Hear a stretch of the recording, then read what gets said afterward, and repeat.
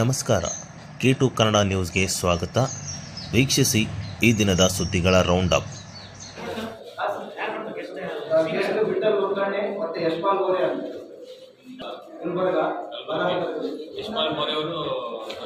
ಸಂವಿಧಾನ ಶಿಲ್ಪ doctor B R. Ambedkar ಅವರ 68ನೇ ಮಹಾಪರಿನಿರ್ವಾಣ ದಿನ ಕಾರ್ಯಕ್ರಮ ನಾಳೆ ನಗರದ ರಂಗಮಂದಿರದಲ್ಲಿ ನಡೆಸಲಾಗುತ್ತದೆ ಎಂದು ಭೀಮಾ ಆರ್ಮಿಯ ಜಿಲ್ಲಾಧ್ಯಕ್ಷರಾದ ಪ್ರವೀಣ್ ಕುಮಾರ್ ಹೇಳಿದರು.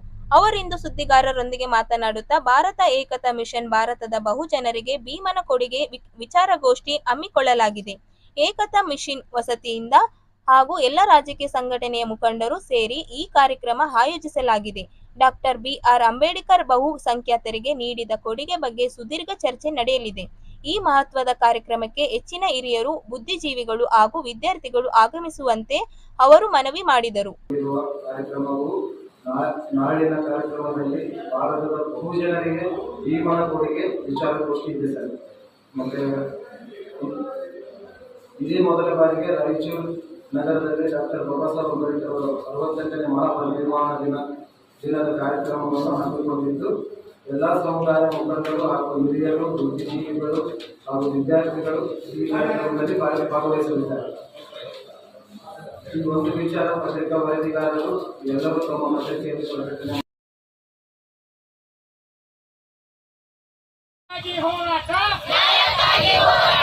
ಒಂದು ಕುಟುಂಬಕ್ಕೆ ನರೇಗಾ ಕಾನೂನಿನ ಅಡಿಯಲ್ಲಿ ಗ್ರಾಮೀಣ ಭಾಗದ ಕಾರ್ಮಿಕರಿಗೆ 100 ದಿನಗಳ ಕೆಲಸದ ಗ್ಯಾರಂಟಿ ನೀಡಿರುತ್ತದೆ. ಈ ಕಾನೂನಿನ ಅಡಿಯಲ್ಲಿ ಕೋಟ್ಯಾಂತರ ಕಾರ್ಮಿಕರು ಕೆಲಸ ಮಾಡಿ ತಮ್ಮ ಸಂಕಷ್ಟ ಜೀವನ ನಿರ್ವಹಣೆ ಮಾಡುತ್ತಿದ್ದಾರೆ ಹಾಗೂ ನಗರ ಪ್ರದೇಶಗಳಿಗೆ ವಲಸೆ ಹೋಗುವುದನ್ನು ನಿಲ್ಲಿಸಿದ್ದಾರೆ. ಆದರೆ ಇತ್ತೀಚಿನ ದಿನಗಳಲ್ಲಿ ಸರ್ಕಾರ ಹೊಸ ನೀತಿಗಳ ಬದಲಾವಣೆಯಿಂದಾಗಿ ಕಾರ್ಮಿಕರಿಗೆ ಸರಿಯಾಗಿ 100 ದಿನಗಳ ಖಾತ್ರಿ ಕೆಲಸ ಸಿಗುತ್ತಿಲ್ಲವೆಂದು ಗುರುವಾರ ನಗರದ ಜಿಲ್ಲಾಧಿಕಾರಿಗಳ ಕಚೇರಿ ಹತ್ತಿರ ಗ್ರಾಮೀಣ ಕೂಲಿ ಕಾರ್ಮಿಕರ ಸಂಘಟನೆ ಪದಾಧಿಕಾರಿಗಳು ಧರಣಿ ಸತ್ಯಾಗ್ರಹ ನಡೆಸಿದರು. ಕಾರ್ಮಿಕರ ಪ್ರಮುಖ ಬೇಡಿಕೆಗಳು: ಉದ್ಯೋಗ ಖಾತ್ರಿ, ಕಾರ್ಮಿಕರಿಗೆ ಬಜೆಟ್ನಲ್ಲಿ ಮೀಸಲಿಡಬೇಕಾದ ಹಣ ಕೇಂದ್ರ ಸರ್ಕಾರ ಪ್ರತಿ ವರ್ಷ ಕಡಿಮೆ ಮಾಡುತ್ತಾ ಬರುತ್ತಿದೆ. ಇದರಿಂದ ಕಾರ್ಮಿಕರಿಗೆ 100 ದಿನಗಳ ಉದ್ಯೋಗ ಖಾತ್ರಿ ಕೆಲಸದ ಹಕ್ಕು ಕೇಂದ್ರ ಸರ್ಕಾರ ಕಿತ್ತುಕೊಳ್ಳುತ್ತಿದೆ. ಇದರಿಂದ ಸರಿಯಾದ ಸಮಯಕ್ಕೆ ಕೆಲಸ ಮಾಡಿದ ಕಾರ್ಮಿಕರಿಗೆ ಕೂಲಿ ಪಾವತಿ ಆಗುತ್ತಿಲ್ಲ. ಆದ್ದರಿಂದ ಕೇಂದ್ರ ಸರ್ಕಾರ ತಮ್ಮ ಬಜೆಟ್ನಲ್ಲಿ 2 ಲಕ್ಷ ಕೋಟಿ ಹಣ ಮೀಸಲಿಡಬೇಕು ಎಂದು ಮನವಿ ಮಾಡಿದರು. ಅವರು ಬೆಂಬಲವಾಗಿ ಇಂದು ಗ್ರಾಮೀಣ ಕೂಲಿ ಕಾರ್ಮಿಕರ ಸಂಘಟನೆ ವತಿ ರಾಯಚೂರು ಜಿಲ್ಲೆಯಿಂದ ಪ್ರಧಾನಮಂತ್ರಿಗಳಿಗೆ ಒಂದು ಮಾಹಿತಿಯನ್ನು ಕೊಡ್ತಾ ಇದ್ದೀವಿ. ಈಗ 100 ದಿನ ಒಂದು ಕಾರ್ಡಿಗೆ 100 ದಿನ ಕೆಲಸ ಸಿಗ್ತಿತ್ತು, ಅದು ಸರಿಯಾಗಿ ಸಿಗ್ತಾ ಇಲ್ಲ. ಅದರಿಂದ ಅವರಿಗೆ ಸರಿಯಾದ ಬಜೆಟ್ ಬರ್ತಾ ಇಲ್ಲ. ಮುಂದೆ ನಾವು ಕೆಲಸ ಮಾಡ್ಬೇಕಂದ್ರೆ ಯಾವ ರೀತಿ ಈ ವರ್ಷ ಬಜೆಟ್ನಲ್ಲಿ ನಮ್ಗೆ 60,000 ಕೋಟಿ ಅಷ್ಟೇ ಇಟ್ಟಿದ್ದಾರೆ.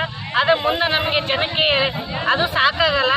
ಮುಂದೆ ಆ ಜನಕ್ಕೆ ನಮ್ಗೆ 2 ಲಕ್ಷ ಕೋಟಿಯನ್ನು ಕೊಡಬೇಕಾಗಿ ಈ ಒಂದು ಹೋರಾಟದ ಮೂಲಕ ತಿಳಿಸ್ತೀವಿ. ಅದರಿಂದಾಗಿ ಒಂದು ಕೂಲಿ ಕಾರ್ಮಿಕರಿಗೆ ಕುಟುಂಬಕ್ಕೆ 100 ದಿನ ಕೆಲಸ ಕೊಡ್ತಿದ್ರು, ಅದ್ರ ಬದಲಾಗಿ 200 ದಿನ ಕೆಲಸ ಕೊಡಬೇಕು.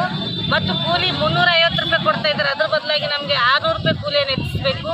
ಮತ್ತು ಮೂರನೇದಾಗಿ ಒಂದು ಉದ್ಯೋಗ ಖಾತ್ರಿ ಯೋಜನೆಯಲ್ಲಿ ಮರಣ ಹೊಂದಿದಂಥವರಿಗೆ ಒಂದು 5 ಲಕ್ಷ ರೂಪಾಯಿಯನ್ನು ನಾವು ಅವರಿಗೆ ಪರಿಹಾರ ಕೊಡಬೇಕಾಗಿ ಈ ಒಂದು ವಿಷಯಗಳನ್ನು ಇಟ್ಕೊಂಡು ಪ್ರಧಾನಮಂತ್ರಿಗಳಿಗೆ ಈ ಒಂದು ಗ್ರಾಮೀಣ ಕೂಲಿ ಕಾರ್ಮಿಕ ಸಂಘಟನೆ ರಾಯಚೂರು ವತಿಯಿಂದ ದೆಹಲಿ ಹೋರಾಟ ಅವರಿಗೆ ಸಹಕರಿಸಿ ಅವರಿಗೆ ಬೆಂಬಲವಾಗಿ ಈ ಹೋರಾಟ ಮಾಡ್ತಾ ಇದ್ದೀವಿ.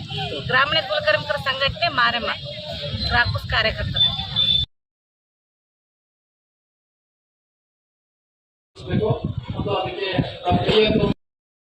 ಗುರುವಾರದಂದು ರಾಯಚೂರು ವಿಭಾಗೀಯ ಸಂಘಟನೆ ವತಿಯಿಂದ 1 ದಿನದ ವಿಭಾಗೀಯ ಕಚೇರಿಯ ಮುಂದೆ ಧರಣಿ ಹಮ್ಮಿಕೊಳ್ಳಲಾಗಿದೆ. ಈ ಧರಣಿಯ ಕಾರ್ಯಕ್ರಮದಲ್ಲಿ ಸುಮಾರು 500 ರಿಂದ 600 ಜನ ಪ್ರತಿನಿಧಿಗಳು ಭಾಗವಹಿಸಿದ್ದರು. ಕೆಳಕಂಡ ಬೇಡಿಕೆಗಳು ಈಡೇರಿಸುವುದಕ್ಕಾಗಿ ಇದನ್ನು ಹಮ್ಮಿಕೊಳ್ಳಲಾಗಿತ್ತು.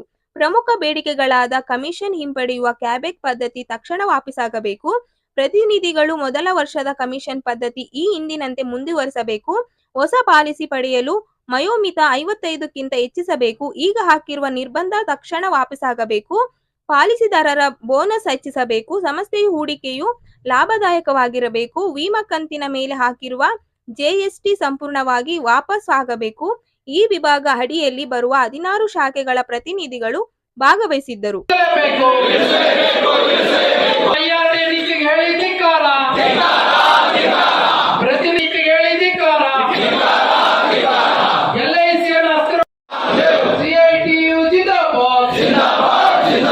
ದೇಶಾದ್ಯಂತ ನಡೆಯುತ್ತಿರುವ ಧರಣಿ ಸತ್ಯಾಗ್ರಹ ಕೇಳಿ ಜಯವಾಗಲಿ.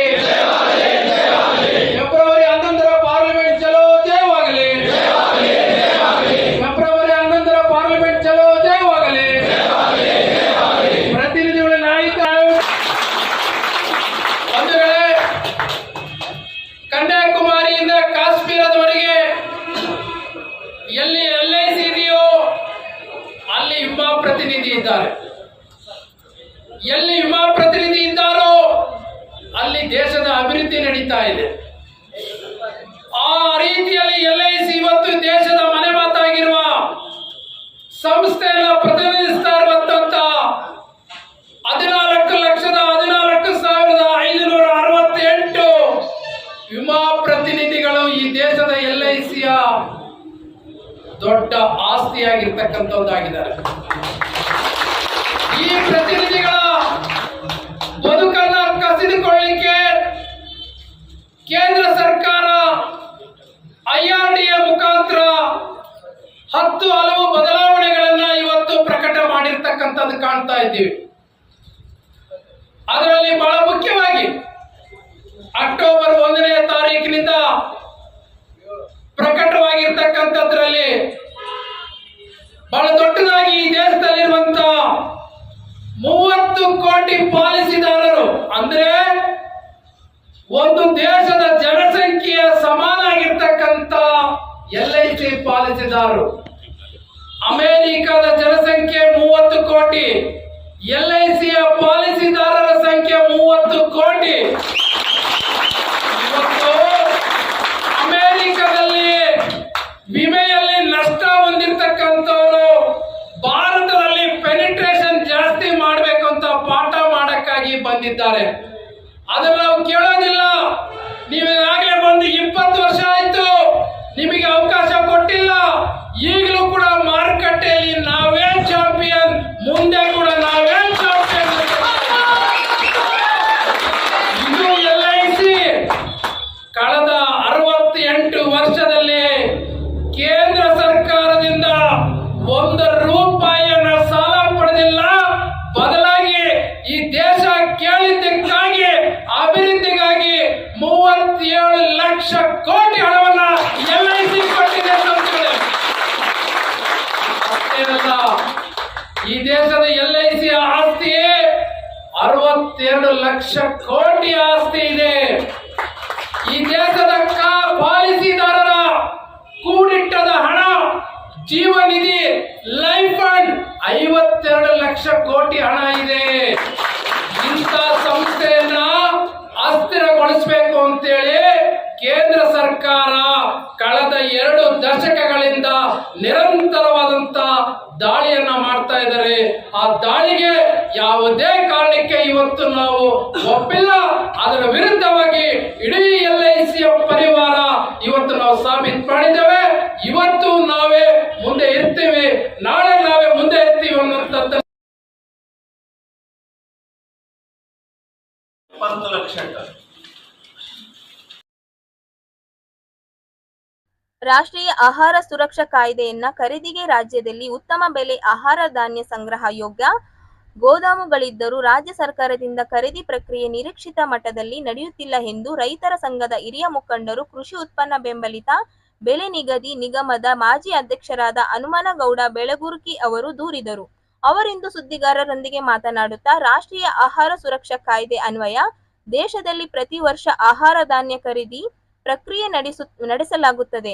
ರಾಜ್ಯದಲ್ಲಿ 1.11 ಕೋಟಿ BPL ಪಂಡಿತರ ಚೀಟಿದಾರರು, 10 ಲಕ್ಷ ಪಂಡಿತದಾರರು, 20 ಲಕ್ಷ BPL ದಾರರು ಸೇರಿದಂತೆ ಒಟ್ಟು 5 ಕೋಟಿ ಫಲಾನುಭವಿಗಳಿಗೆ ಆಹಾರ ಧಾನ್ಯ ವಿತರಿಸಲು ಒಟ್ಟು 30 ಲಕ್ಷ ಟನ್ ಅಗತ್ಯವಿದೆ ಎಂದು ಹೇಳಿದರು.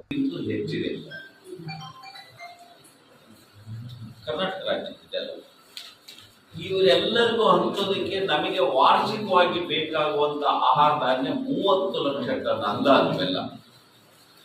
ಒಂದು ಸ್ವಲ್ಪ ಹೆಚ್ಚಾಗುತ್ತೆ, ಕಾಡು ಹೆಚ್ಚಾದಾಗ ಕಡಿಮೆ ಆಗುತ್ತೆ. 30 ಲಕ್ಷ ಟನ್ನಷ್ಟು ಆಹಾರ ಧಾನ್ಯ ಬೇಕು. ಅದರಲ್ಲೂ ಇತ್ತೀಚೆಗೆ ಇಡೀ ದೇಶದಲ್ಲಿ ಮಾದರಿಯಾಗಿ ಕರ್ನಾಟಕ ರಾಜ್ಯ ಜೋಳ ಮತ್ತು ರಾಗಿ ಹಂಚ್ತಾ ಇದೆ.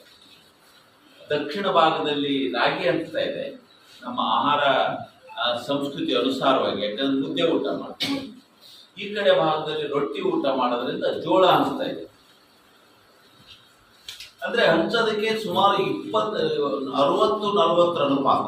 3 kg ಅಕ್ಕಿ, 2 kg ಜೋಳ ಅಥವಾ ರಾಗಿ.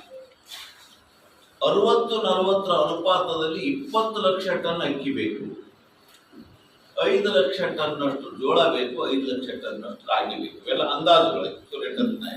ಇದ್ದಾಗ್ಯೂ ಸಹಿತ ನಮ್ಮ ರಾಜ್ಯದಲ್ಲಿ ಖರೀದಿ ಆಗ್ತಿರೋ ಪ್ರಮಾಣ ಬಹಳ ಕಡಿಮೆ.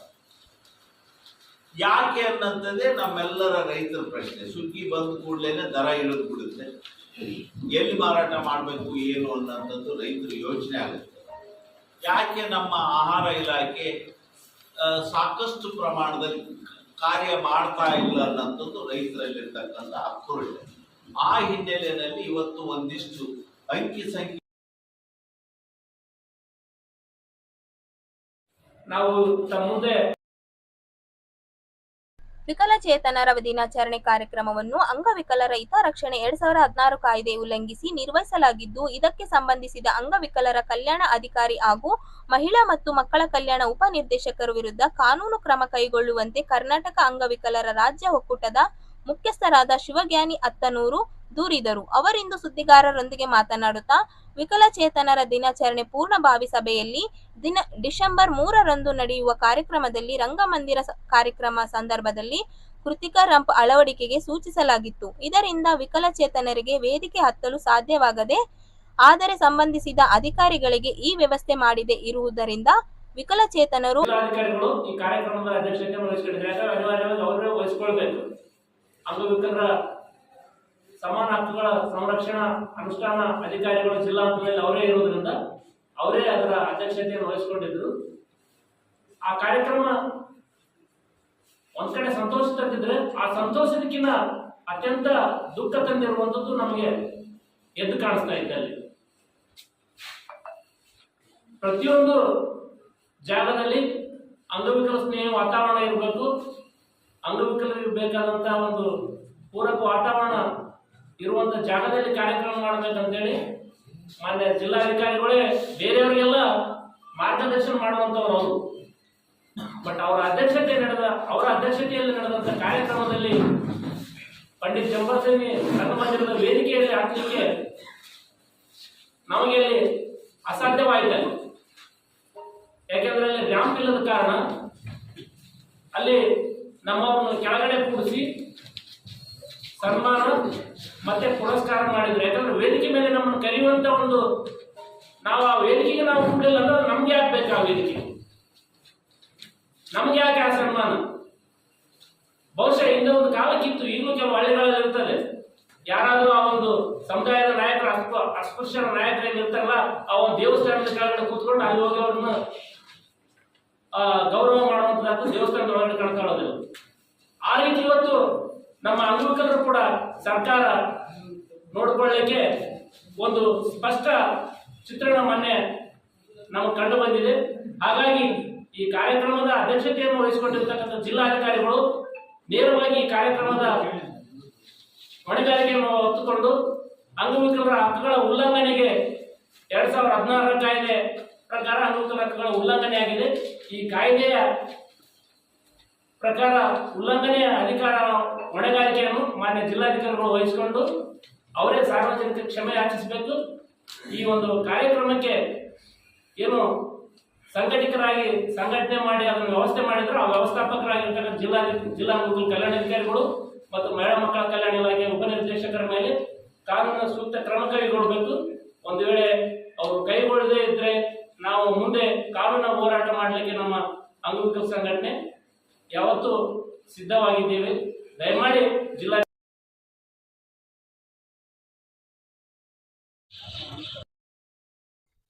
ರಾಜಕಾಲುವೆ ಒತ್ತುವರಿ ಮಾಡಿಕೊಂಡು ಅಕ್ರಮವಾಗಿ ಫ್ಲಾಟ್ಗಳ ನಿರ್ಮಾಣ ಮಾಡುತ್ತಿರುವವರ ವಿರುದ್ಧ ಕಾನೂನಿನ ಕ್ರಮ ಕೈಗೊಳ್ಳಬೇಕು, ಅವುಗಳನ್ನು ತೆರವುಗೊಳಿಸಬೇಕೆಂದು ಕರ್ನಾಟಕ ರಾಜ್ಯ ದಲಿತ ಸಂಘರ್ಷಣ ಸಮಿತಿ ಪದಾಧಿಕಾರಿಗಳು ಗುರುವಾರದಂದು ಜಿಲ್ಲಾಧಿಕಾರಿಗಳಿಗೆ ಮನವಿ ಸಲ್ಲಿಸಿದರು.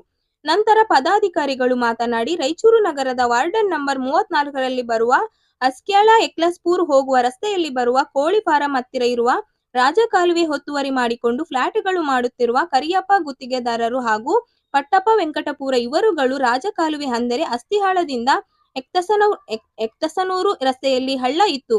ಮಳೆಗಾಲದಲ್ಲಿ ಈ ರಸ್ತೆಯ ಮುಖಾಂತರ ಎಕ್ತಸನಪುರಕ್ಕೆ ಹೋಗುವ ಸಂದರ್ಭದಲ್ಲಿ ಮಳೆಯ ನೀರು ಮತ್ತು ರಾಯಚೂರಿನಿಂದ ಒಳಚರಂಡಿ ನೀರು ಇದೆ ಹಳ್ಳದ ಮೂಲಕ ಬರುತ್ತಿದ್ದವು. ಆದರೆ ಮಳೆಗಾಲದಲ್ಲಿ ಈ ರಸ್ತೆಯಲ್ಲಿ ಹೋಗುವ ಪ್ರದೇಶಕ್ಕೆ ತುಂಬಾ ತೊಂದರೆಯಾಗುತ್ತಿತ್ತು. ಏಕೆಂದರೆ ಮಳೆ ಬಂದಾಗ ನೀರು ರಸ್ತೆ ಮೇಲೆ ಹರಿದು ಬರುತ್ತಿದ್ದ.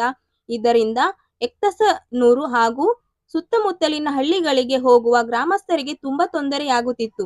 ಮಳೆ ನಿರಂತರ ಸುಮಾರು 2 ಅಥವಾ 3 ಗಂಟೆಯವರೆಗೆ ನೀರು ರಸ್ತೆಯ ಮೇಲೆ ಹರಿಯುತ್ತಿದ್ದವು. ಇದರಿಂದ ಬಹಳಷ್ಟು ಜನರಿಗೆ ತಿರುಗಾಡುವುದಕ್ಕೆ ತೊಂದರೆಯಾಗುತ್ತಿದೆ ಎಂದು ತಿಳಿಸಿದರು. ಮೊದಲ ಚರಂಡಿ ನೀರು ಹೇಗೆ ಹರಿಯುತ್ತಿದ್ದವೋ ಅದೇ ರೀತಿ ಹರಿದು ಹೋಗಲು ಅನುಕೂಲ